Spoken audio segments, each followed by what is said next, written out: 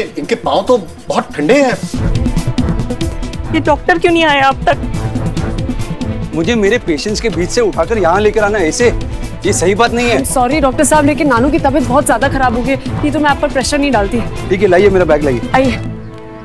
अरे आइए। आइए आइए डॉक्टर साहब।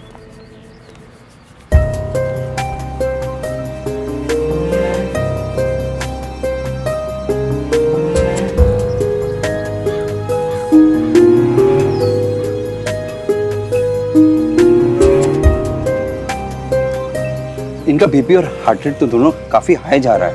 इन्हें तुरंत ही एडमिट करना पड़ेगा हॉस्पिटल में। हो सकता है इन्हें माइल्ड हार्ट अटैक आया हो। Heart attack? लेकिन डॉक्टर साहब, बाबूजी को आज तक कोई बीमारी नहीं थी, तो अचानक ये अटैक? रीजन कुछ भी हो सकता है, उम्र, ज्यादा सोच विचार करना। लेकिन आप वो सब छोड़िए, आप तुरंत ही इन्हें एडमिट कीजिए। जी जी, ले चलते हैं इन्हें हॉस्पिटल। नहीं,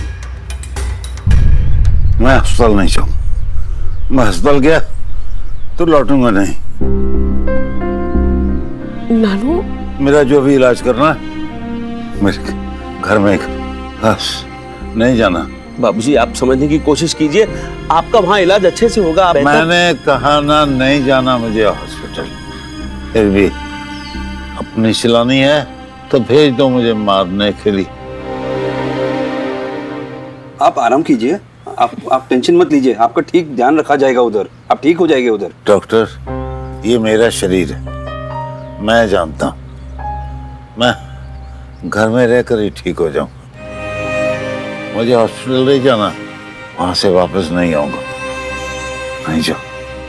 ठीक है, अगर घर में ही इलाज करना है तो किसी को इनके साथ 24 घंटे रहना पड़ेगा। इन्हें कंप्लीट बेड रेस्ट की जरूरत है।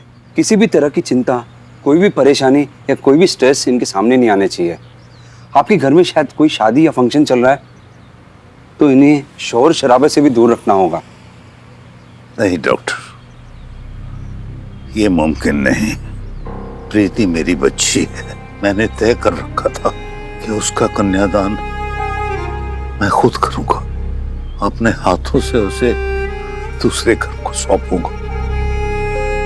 ठीक है, आई अंडरस्टैंड। मैं फिलहाल के लिए एक नींद का इंजेक्शन दे देता हूँ। जितना इन्हें रेस्ट मिलेगा उतना बीपी कंट्रोल में रहेगा। Thank you doctor.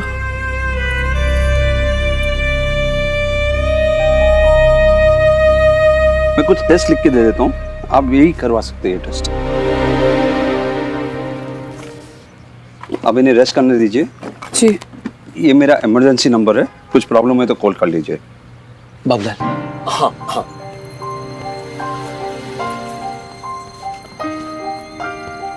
मामी जी, घर पे बहुत मेहमान आए हुए हैं, आप सब लोग नीचे जाइए, मैं रुकती हूँ नानू के पास। हाँ, मैं हूँ यहाँ पे।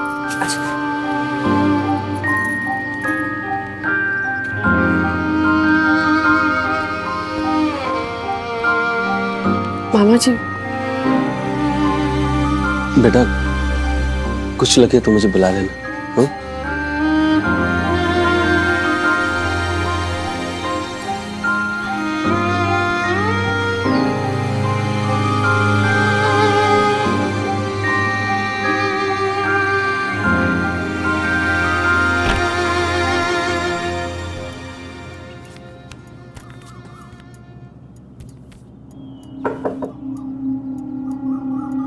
मैं आए।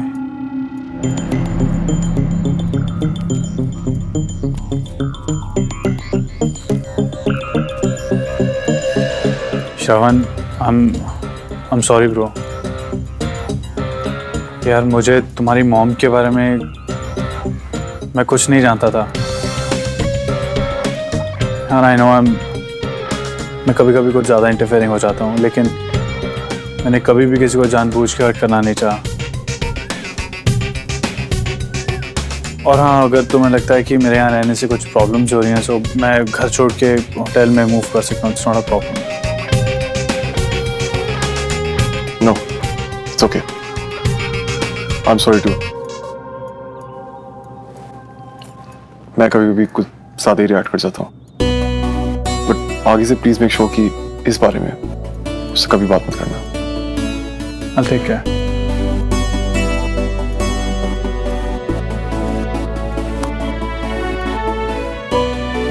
I'll see you around.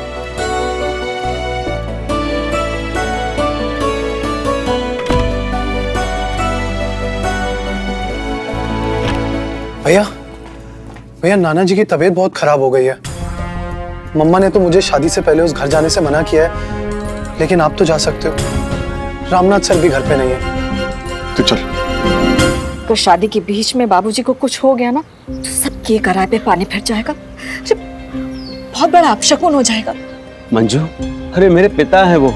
इस वक्त हम सबको शादी से ज्यादा उनकी फिक्र होनी चाहिए। सब लोग भगवान से प्रार्थना करो कि बाबूजी जल्दी अच्छे हो जाएं। मैं माता रानी के सामने धूप जला करके महामृत्युंजय का जाप करता हूँ। बाबूजी के सामने आपको अपनी औलाद भी दिखाई नहीं देती।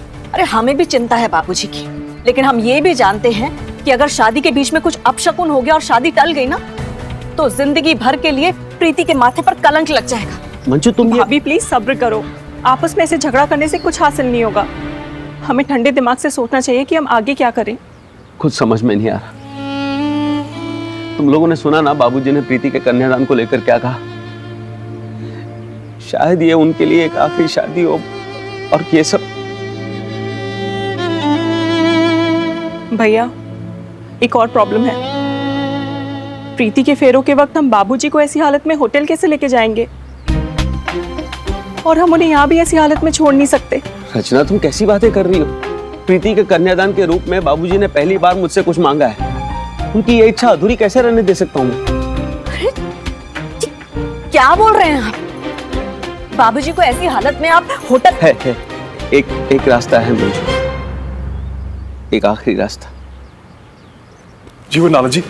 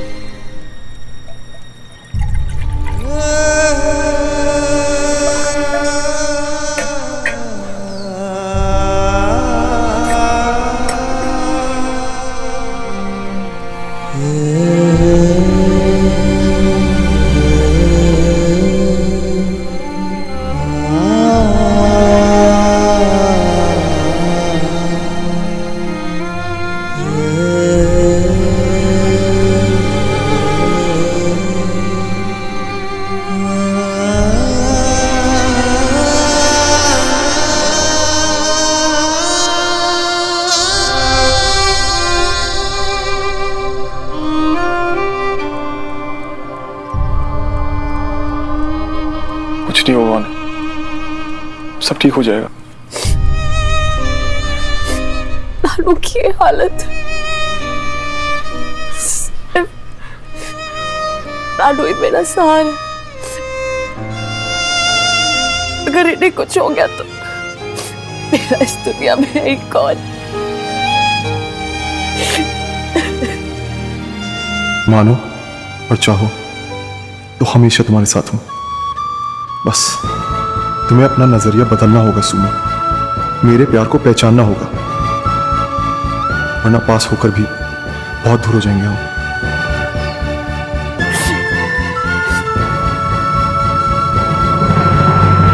अरे दिल्ली में चर्चे हो जाने। हाँ बिल्कुल, शुरू कर दो ओके बाय बाय बाय।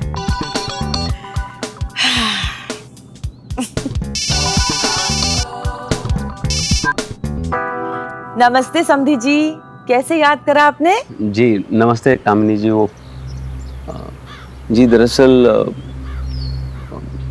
मेरे बाबूजी की तबीयत अचानक बहुत बिगड़ गई है। ओहो, बड़ा दुख हुआ जी सुन के। भगवान करे वो जल्दी से ठीक हो जाएं। जी एक्चुअली डॉक्टर ने तो अस्पताल में भर्ती करने के लिए कहा है, लेकिन बाबूजी है कि जिद पकड़ के बैठे हैं कि घर छोड़कर कहीं नहीं जाएंगे। इसलिए फिलहाल तो उनका ट्रीटमेंट घर पर ही चल रहा है। उनकी हालत बहुत नाजुक है। तो मैं ये कह रहा था कि अगर इस शादी में बाबूजी शरीक नहीं हो पाए तो उनका मन बहुत दुखेगा। दरअसल उनका बहुत अरमान है कि प्रीति का कन्यादान वही करें। तो कामिनी जी, मैं आपसे विनती करता हूँ, क्या हम शादी का वेन्यू होटल से बदलकर हमारा घर रख सकते हैं? ना जी ना, कैसी बातें कर रहे हैं आप? अरे मेरे पुत्र का ब्याह आपके घर से कैसे हो सकता है जी? जी कामिनी जी, मैं समझता हूँ, लेकिन आप भी समझने की कोशिश कीजिए ना कि रीत भी तो यही कहती है ना कि लड़की की विदाई उसके घर से होनी चाहिए। रीत जो भी हो, लेकिन इतनी सी बात आपकी समझ में कैसे नहीं आ सकती कि मेरे पुत्र के ब्याह से मेरी और हमारे परिवार की इज्जत जुड़ी हुई है भाई। कैसी बातें करते हैं आप लोग? सॉरी है जी, इसमें मैं आपकी कोई मदद नहीं कर सकती। ऐसा करते हैं, अगर आपसे नहीं हो पा रहा है तो हम फिलहाल के लिए इस ब्याह को टाल देते हैं, जब तक तिवारी जी की तबीयत ठीक नहीं हो जाती, या दिल्ली में सर्दी नहीं आ जाती, या और भी कोई अटके हुए काम पूरे हो जाते हैं, फिर तसल्ली से शादी कर लेते हैं, वो भी आपकी सहूलियत के हिसाब से। ठीक है जी? चीप लोग हैं, अपनी हर प्रॉब्लम को हमें प्रॉब्लम में डाल के सोल्यूशन ढूंढने की कोशिश करते हैं। कुछ भी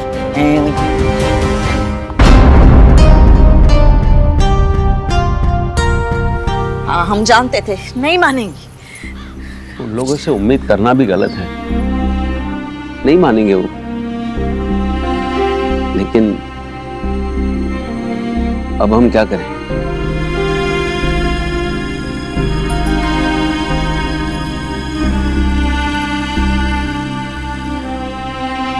कुछ नहीं होगा, सब ठीक हो जाएगा। वही कहता है ना कि हार मत मानो, मुश्किल को हराओ। वो भी वही करेंगे, कुछ नहीं होगा उन्हें। अगर मैं आप लोगों की कोई भी हेल्प कर सकता हूँ, आप प्लीज मुझे बताइए। एक नर्स अपॉइंट कर दो, वो 24 घंटे उनके साथ रहेगी, उनका ख्याल रखेगी, या किसी अच्छे डॉक्टर को दिखा देते, कुछ तो करते हैं।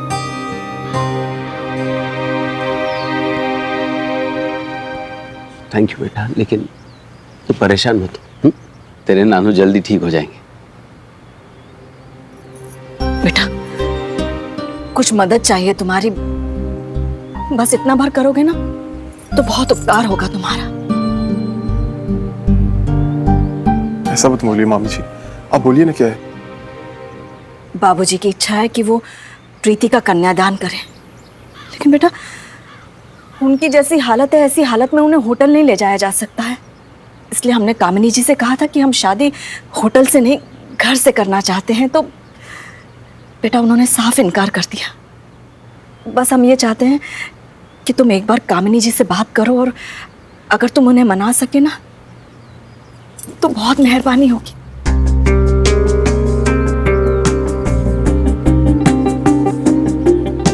देखिए, मैं जानता हूँ कि इस वक्त आप लोगों को बहुत बुरा लग रहा होगा, लेकिन मैं भी मजबूर हूं। ये चाची की बेटी की शादी है और अब तक वो अपना मन मारती आई है। इस शादी से बहुत उम्मीदें उन्हें। ऐसी हालत में मैं उनसे कुछ नहीं कह सकता। लेकिन बेटा, मैं आपकी बात समझ रहा हूँ, लेकिन आप प्लीज मेरी भी बात समझिए। मैं इसमें आपकी कोई हेल्प नहीं कर सकता, लेकिन अगर कोई भी बात हो, कोई भी और बात हो, आप प्लीज मुझे बताइए। लेकिन श्रवण बेटा, अगर बाबूजी प्रीति का कन्यादान नहीं कर पाए तो उनके मन पे बोझ रहेगा, और हम सबको डर है कि इस बोझ की वजह से कहीं उनको कुछ।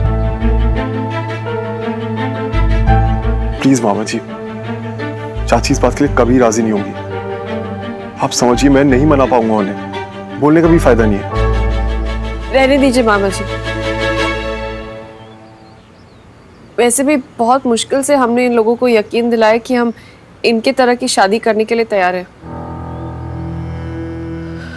अगर हम और बोलेंगे तो इनको लगेगा कि हम 5 स्टार में शादी ना करने के बहाने ढूंढ रहे हैं। सुमो, मैंने वही बोला जो पॉसिबल है और नहीं पॉसिबल है। बात को समझने की जगह मुझे ये सब सुनाना दैट्स नॉट फेयर। लेकिन श्रवण बेटा, अभी जो हालात। मामा जी छोड़िए ना प्लीज। आप लोग बस परेशान मत होइए, मैं नानू के साथ यहाँ रुक जाऊंगी।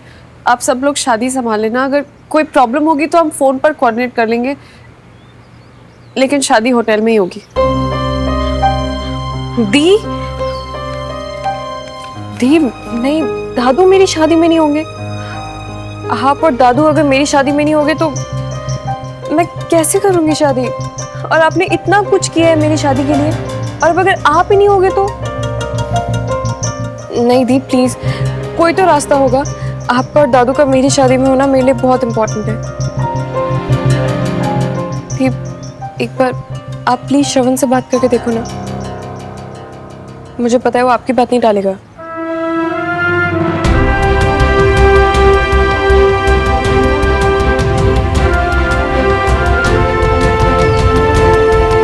तो खुद ही कह के देखिए।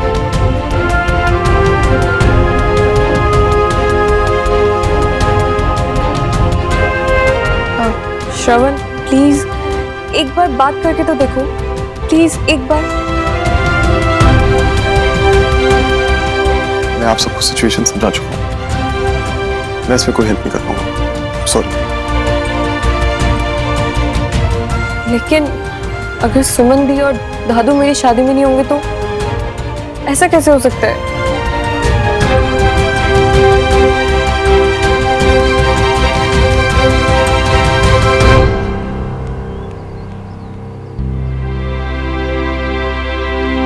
मामा जी, I am really sorry, please मेरी मजबूरी समझिएगा। मुझे जरा काम है, बाद में आता हूँ।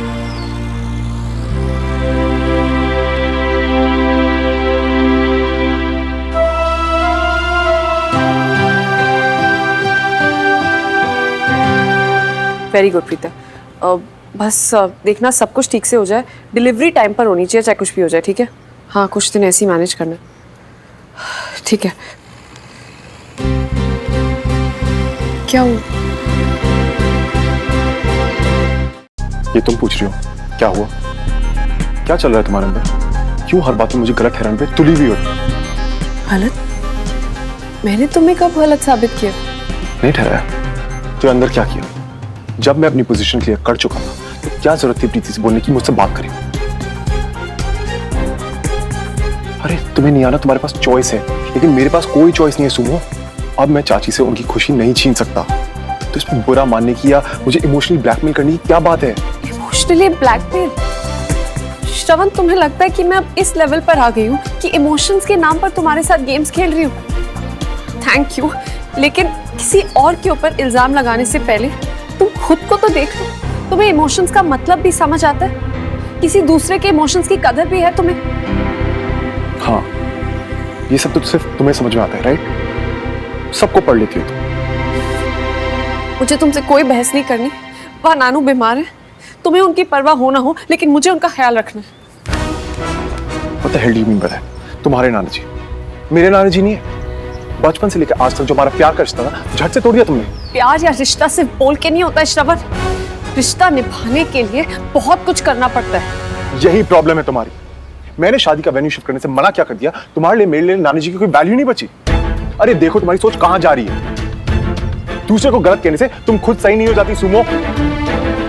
तुम्हें अंदाजा भी है कि तुम अपनी ईगो की वजह से अपनों को कितना हर्ट करती हो, सब कुछ खत्म कर देती। अरे संभालो अपने आप को, अपने रिश्तों को, वरना एक दिन तुम्हारे पास तुम्हारी ईगो के अलावा कुछ नहीं बचेगा।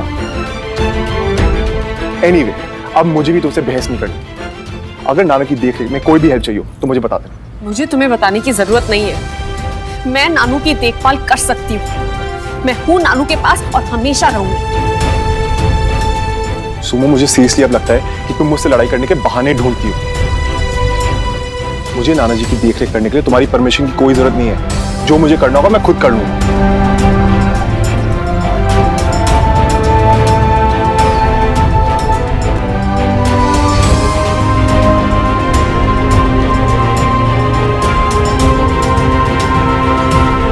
बहाने मैं तुम्हारे करीब आने के ढूंढती हूँ श्रवण, लेकिन हर बार हमारे बीच के फासले बस बढ़ते जाते हैं। क्या हो गया है तुम्हें श्रवण? क्यों अपनी सुमो को इतना गलत समझने लगे हो?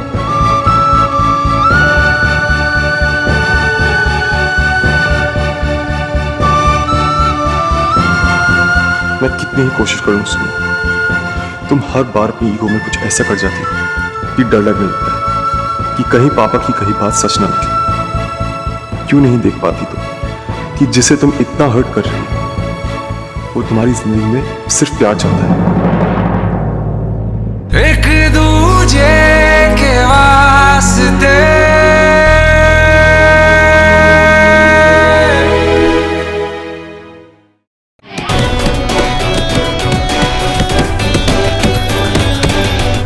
क्या नहीं? नाना जी के बाद कोई नहीं है, कोई नहीं, मैं भी नहीं, कहीं नहीं।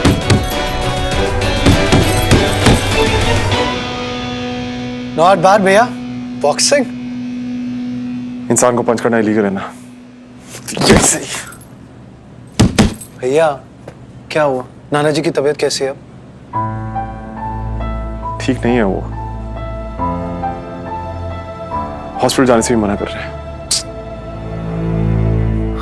हाय पिटी सुमन, कैसे एक के बाद एक लगातार कुछ ना कुछ सामने आ रहा है। शादी का टेंशन, फिर पीसीटी को नोटिस, अब नाना जी की तबीयत।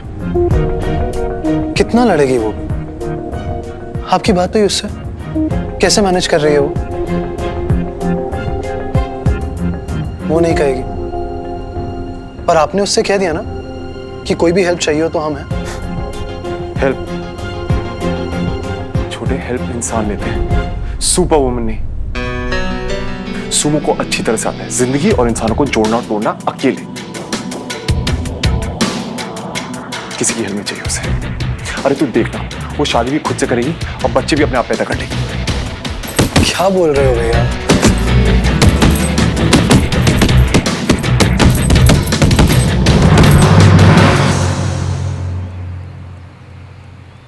देख, मुझे ना वैसे भी तुझसे बात नहीं करनी है। हाँ तो मत करो ना, मुझे भी कोई शौक नहीं है तुमसे बात करने का। फाइन। मैं कुछ नहीं सकती सच्ची। अरे बूंदाबांदी शुरू हो गई, बस अम्ब्रेला भी नहीं है, ऐसे गई तो पूरी भीग जाऊंगी। अब क्या करूं?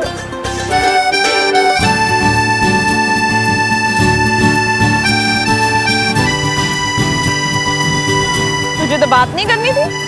बात तो अभी भी नहीं करनी, पर मैं तुम्हें कभी भी अकेला नहीं छोड़ूंगा। मेरी फ्रेंडशिप का रूल है, जहाँ प्रॉब्लम है वहाँ श्रवण है। सारे रूल्स तोड़ दिए क्या श्रवण? जब मैंने कहा कि नानू के बाद मेरा कोई नहीं है, तो क्यों नहीं कहा कि मैं हूं ना?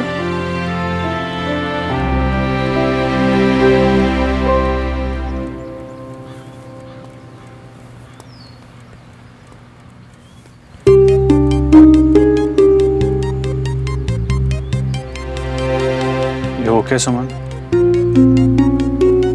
अभी कैसी तबीयत है इनकी?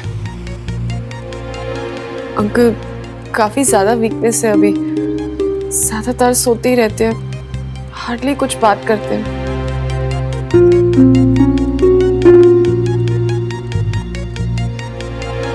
मुझे कुछ देर के लिए तिवारी जी के साथ अकेला छोड़ दो तुम दोनों।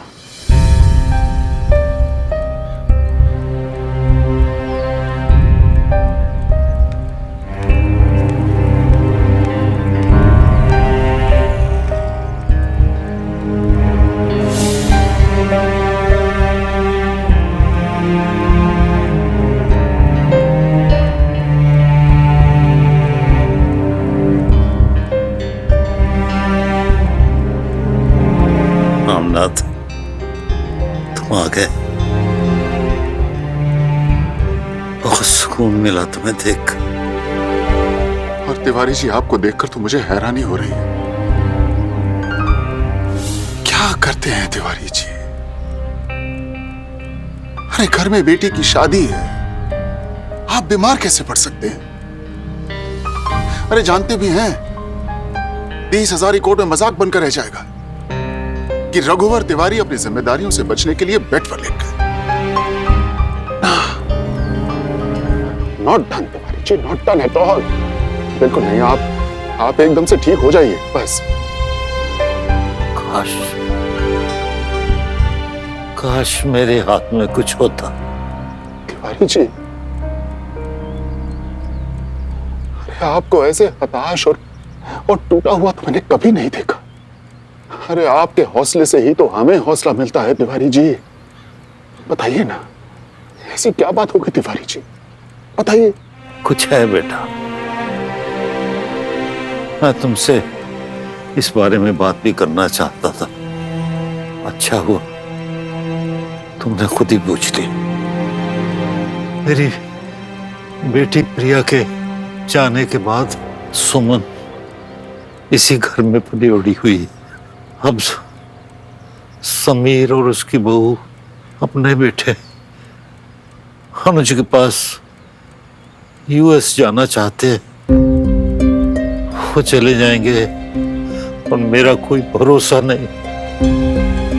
मेरी बच्ची, मेरी सुमन, क्या होगा उसका?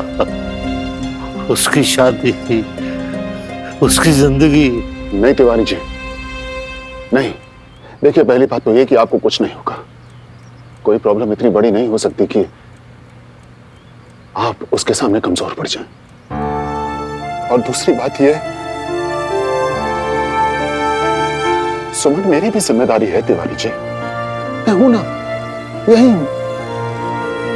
आप जैसा चाहते हैं सुमन की विदाई बिल्कुल वैसे ही होगी। I promise you Tiwari ji, कोई कमी नहीं रहेगी। रामनाथ, तुमने मेरे मन पर पड़ा बोझ हल्का कर दी। मुझे जो होना है हो जाए, हो जाए। गलत बात तिवारी जी। सुमन की जिम्मेदारी लेने का मतलब यह नहीं है कि मैंने आपको आपकी इस बीमारी से हार मानने की परमिशन दे दी। नहीं तिवारी जी, आप लड़ेंगे, आप लड़ेंगे भी और जीतेंगे भी। आप सुन रहे हैं ना तिवारी जी?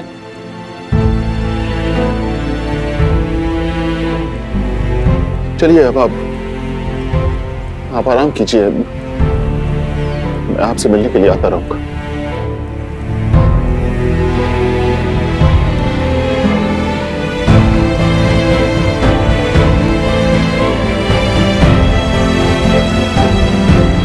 प्रणाम तिवारी जी।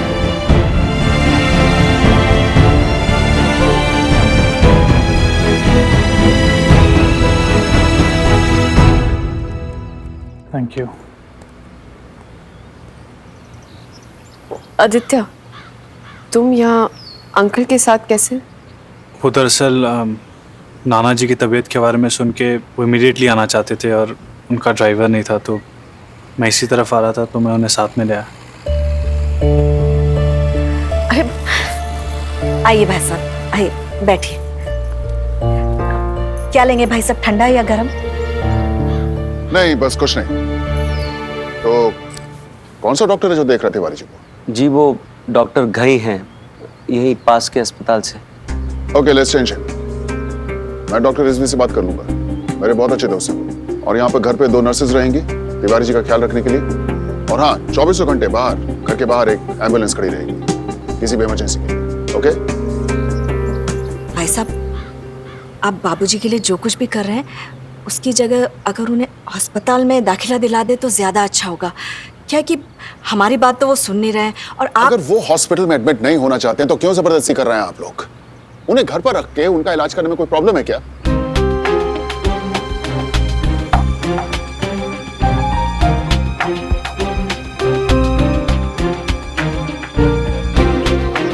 आप लोग समझने की कोशिश कीजिए। तिवारी जी को कुछ नहीं होगा, मैं उनका पूरा ख्याल रखूंगा, किसी चीज की कमी नहीं होने दूंगा। हाँ, अब अगर इसके बाद अगर आपको कोई और मदद चाहिए तो वो बताइए।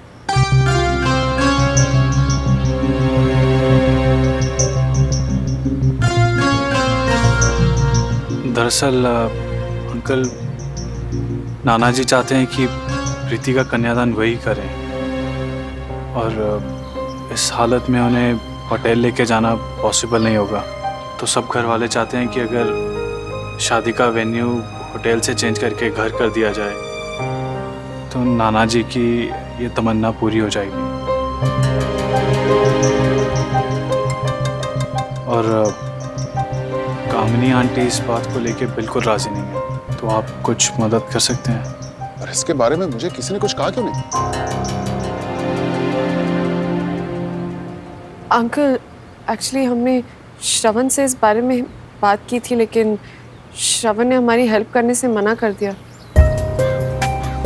इसलिए हमें लगा शायद ये पॉसिबल नहीं है। ऐसा बोला उसने? जी।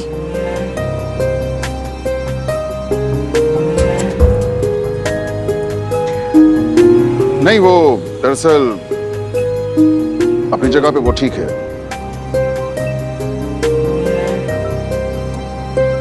फैमिली उसके लिए बहुत इंपॉर्टेंट है, और तिवारी जी से बढ़कर मेरे लिए और कोई नहीं है। रही बात कामिनी की, तो आप उसकी फिक्र मत कीजिए। I'll talk to her. नमस्ते।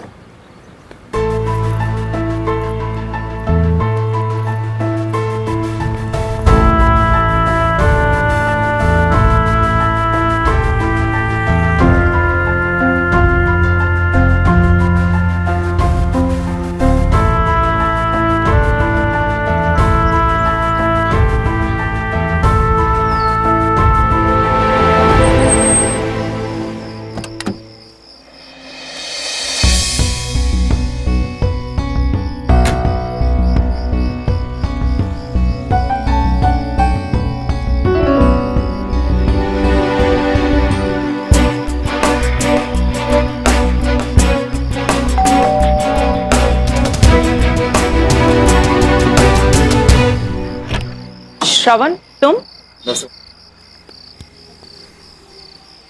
नाना जी से मिलने आया था। इस वक्त? हाँ, उनकी बहुत याद आ रही थी। मैं जल्दी चला जाऊंगा, आप सो जाइए। ठीक है, मिल लो।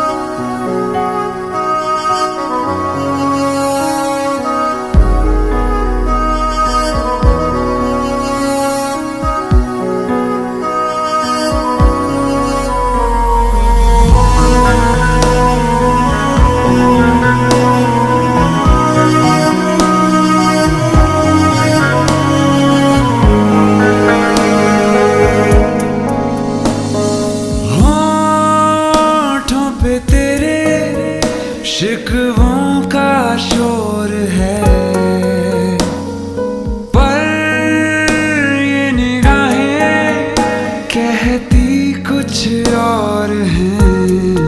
ओ जो है मिले लम्हे कहीं छूट न जाए हाथ से, मिल जाने दे दिल जो बने एक दूजे के वास्ते।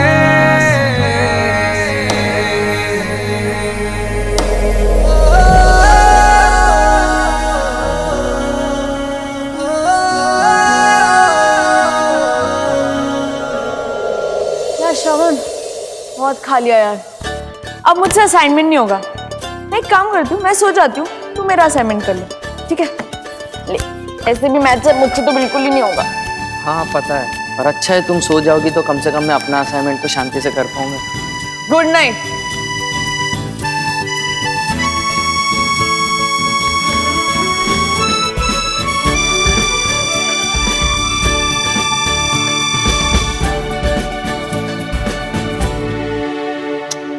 श्रवण, तू घूर क्या रहा है? तू ऐसे घूरता रहेगा ना तो ना मुझे नींद आएगी और ना तू असाइनमेंट पूरा करेगा। अब चुपचाप काम करो, मुझे सोने दे बस। हाँ हाँ, अब ज्यादा लेक्चर मत दो वरना मैं तुम्हारा असाइनमेंट नहीं करूंगा। लो नहीं नहीं नहीं, सॉरी सॉरी प्लीज, असाइनमेंट कर, सॉरी।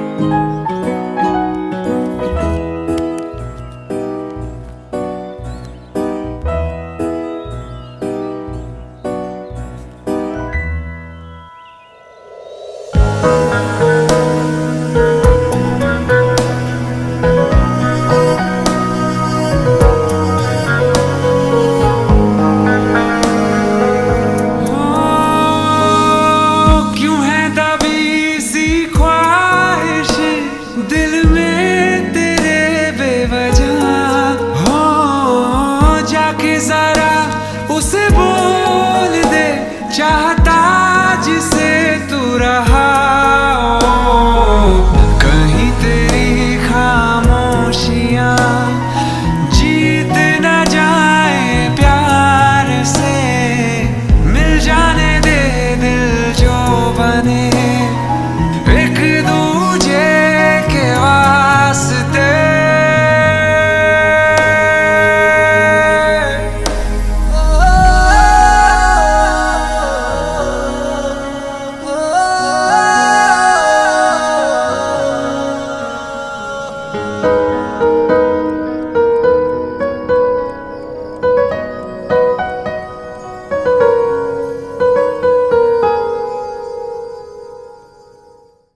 अमन,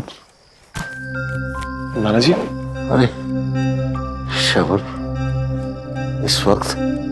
बस आपकी बहुत याद आ रही थी। कैसा फील कर रहे हैं आप? सुबह नाना जी कुछ चाहिए? मेरी दवा। सुमो तो सो रही है, मैं देता हूँ।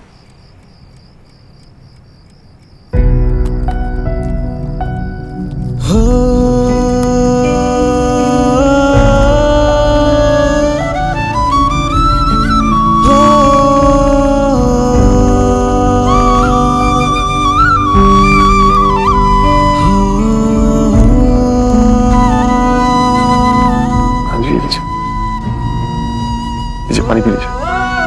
आइए आइए, आराम से आराम से। बस बस।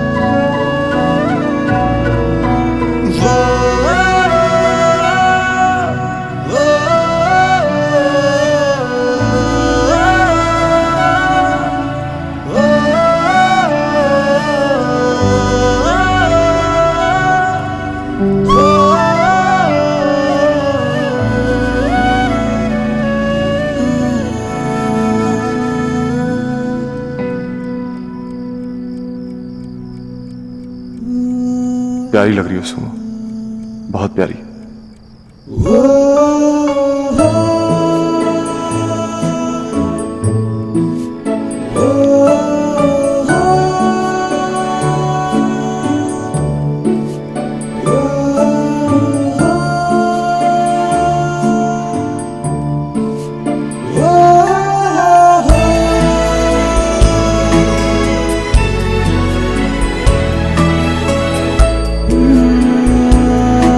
जब जगी होती हो तो इतनी अलग क्यों हो जाती हो?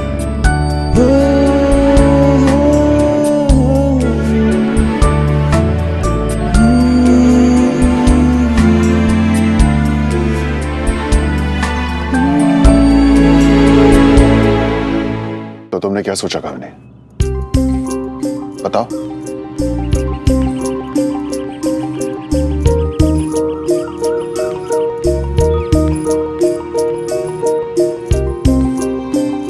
साहब,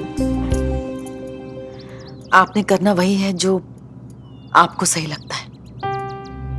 फिर मुझसे क्या पूछना और मैं क्या कहूं? देखो कामिनी, मैं तुम पे कोई प्रेशर नहीं डालना चाहता, लेकिन मेरी तो बस तुमसे एक गुजारिश है।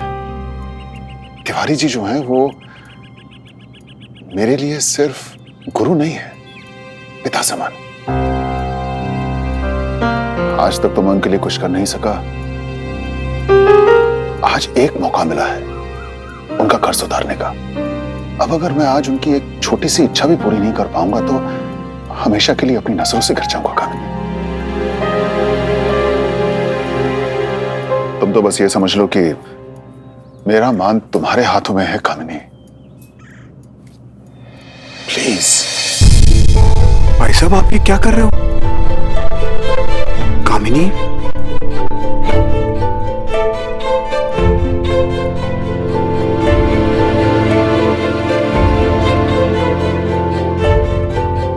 भाई साहब, आपका मान मेरे अरमान से कहीं बड़ा है। आप कह दीजिए तिवारी जी से, उनकी पोती का कन्यादान वही करेंगे।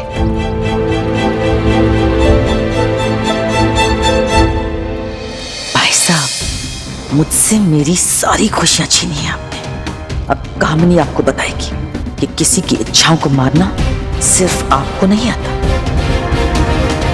वादा है मेरा, अब आपको भी अपने बेटे से जुड़ी कोई खुशी कभी नहीं मिल पाएगी।